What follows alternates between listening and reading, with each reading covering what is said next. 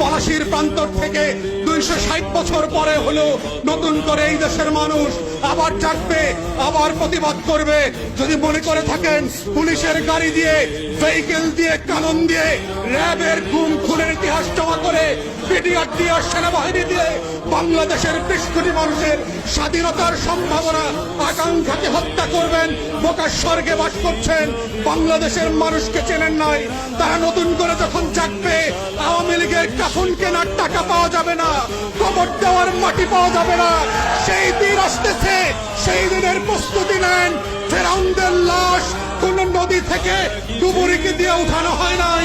এই ফেরাউনদের লাশও বাংলাদেশের মানুষ ডুবুরি দিয়ে উঠাবে না, কোন হুজুর জানাজা পড়বে না, কোন কবর এই লাশ নেবে না। সেই দিনের অপেক্ষায় বাংলাদেশের 20 কোটি মানুষ। আমরা বারবার বলছি, আইয়ুব খানের রাজতন্ত্র আমরা মানি নাই, ইয়াহিয়া খানের রাজতন্ত্র আমরা মানি নাই, শেখ পরিবারের রাজতন্ত্র মানি না, মানছি না এবং মানব না।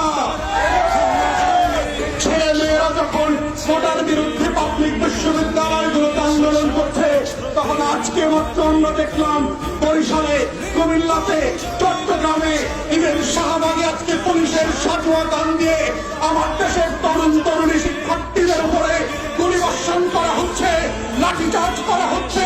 এটা পাঞ্জাবের আমল না, পাকিস্তানিদের হাতে আমরা বন্দীরা। এটা 190 বছরের জমিদারি শাসন না।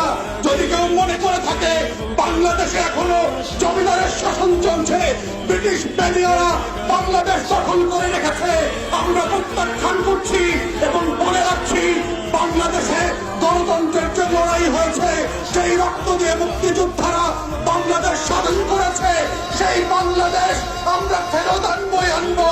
কোটা থাকবে না, ইদার শেখ পরিবার, হাসিনা থাকবে, না হয় বাংলাদেশের 20 কোটি মানুষ থাকবে।